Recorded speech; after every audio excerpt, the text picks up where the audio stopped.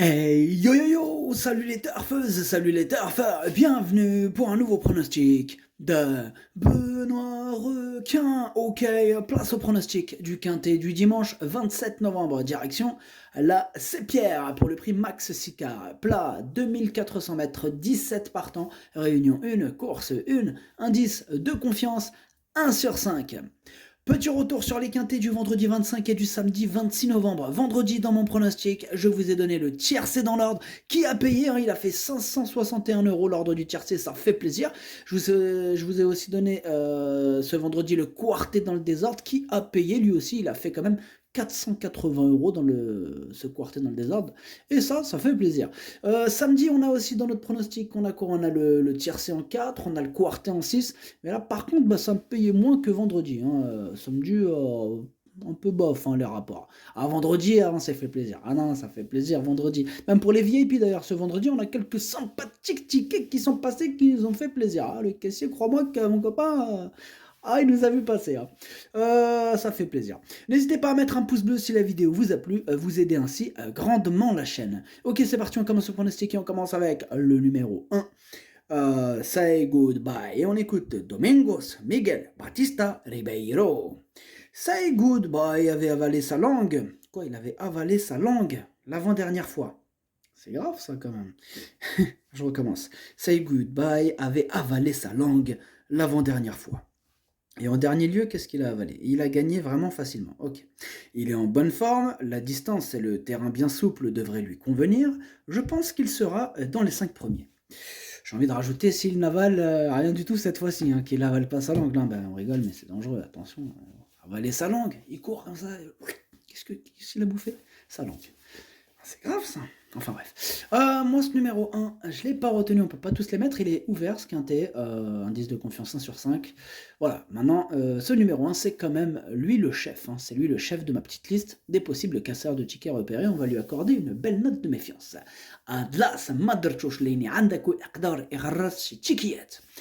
On passe au numéro 2, Joe Pickett. Et on écoute Guillermo Riscoretta et Rosegui.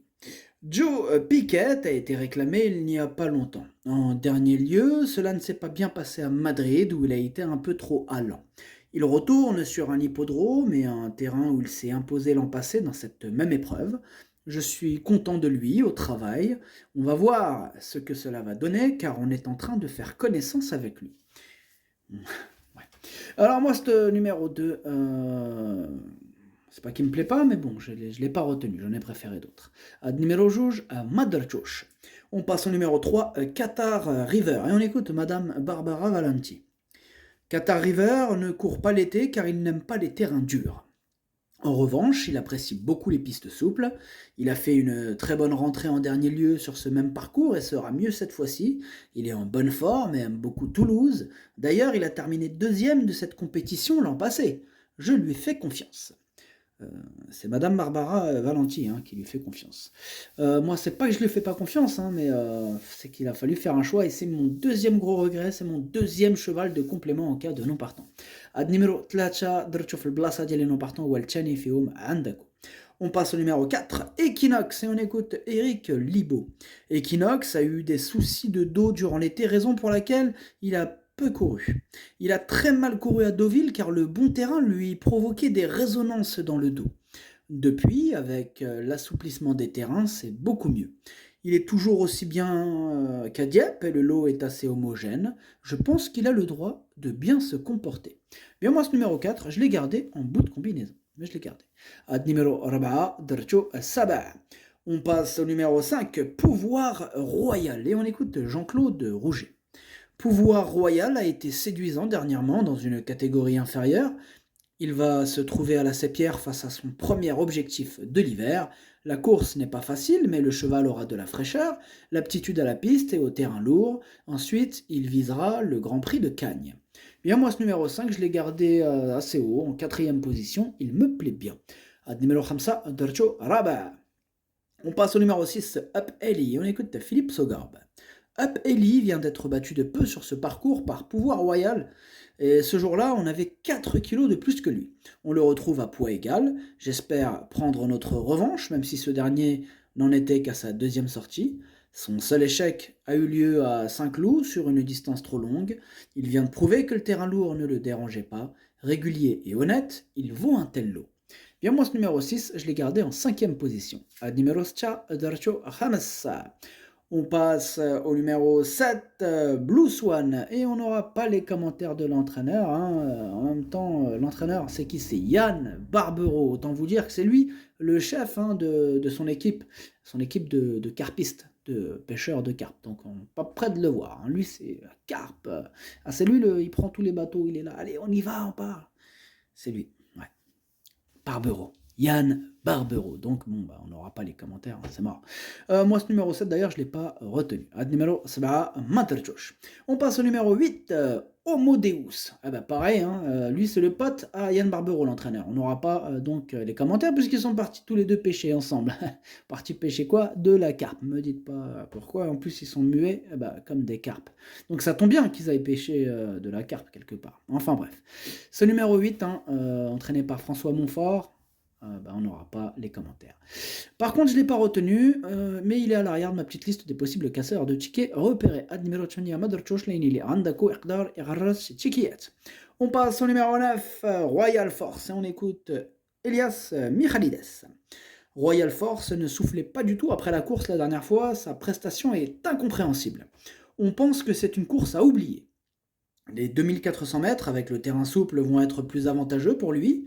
Cette année, il est un peu moins régulier que l'an passé, mais pour moi, il faut le reprendre. Mais on ne peut pas tous les reprendre, il a fallu faire un choix. En tout cas, moi, ce numéro 9, je ne l'ai pas retenu. Ad numéro 7, Maderchosh.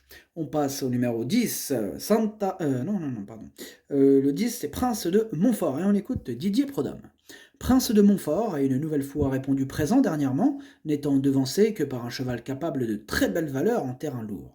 Prince de Montfort se présentait de plus de façon rapprochée ce jour-là, il a repris de la fraîcheur depuis, il a bien travaillé sur le sable en vue de ce déplacement, un terrain bien souple et espéré, et le 6 dans les stalles, une bonne chose pour lui. Eh bien, moi ce numéro 10, sachez que c'est lui mon préféré, je l'ai mis en tête, ad numéro 10 Walloul Tieli. On passe au numéro 11, Santazo, et on écoute Alain Couetil. Santazo a très bien couru sur ce parcours la dernière fois, battu de très peu. Depuis, j'attendais un peu le terrain très souple, car elle est bien meilleure ainsi, je compte sur elle. Eh bien, moi ce numéro 11, je ne l'ai pas retenu, mais il est en plein milieu de ma petite liste des possibles casseurs de tickets, attention. Ad numéro 11, Maderchosh Leini Andako Yakdar Irar Tikiyat. On passe au numéro 12, Circe, et on écoute Jean-Marie Béguigné. Circe va courir une dernière fois avant d'aller au Hara.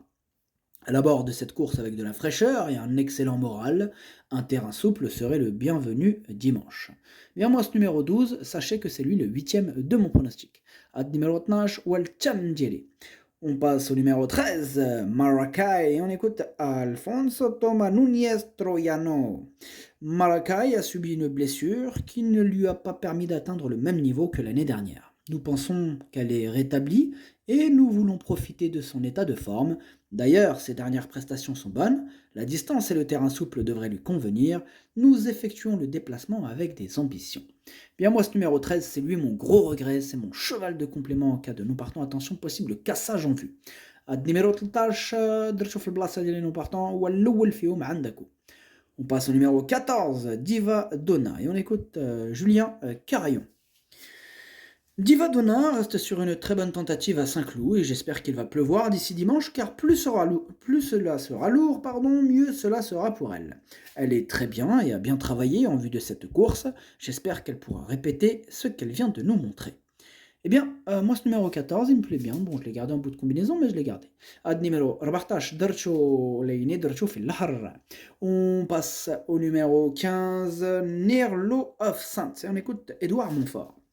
Nirlo of Saint est en pleine forme, on tente l'essai ici en terrain lourd, la course est assez ouverte, je pense que la pouliche à cette valeur a encore une petite marge de manœuvre, raison pour laquelle je l'ai engagé. On y va en tant qu'outsider, mais je table sur sa forme. Bon, moi ce numéro 15, je ne l'ai pas retenu. Ad numéro 15, Maderchosh. On passe au numéro 16, Olympie, on écoute Jérôme Régnier. Olympie va évoluer sur un parcours qui lui a déjà réussi et le terrain ne va pas le déranger. Le nombre important de partants est à prendre en considération. Moi, ce numéro 16, il me plaît beaucoup, je l'ai gardé très haut en deuxième position. Numéro 16, Dercho Tchani. On passe au numéro 17, Control Tower, et on écoute Nicolas Clément. Control Tower court rapproché après sa bonne tentative à Saint-Cloud, mais est resté en forme.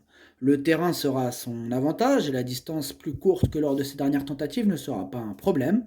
Le seul point d'interrogation reste le long déplacement.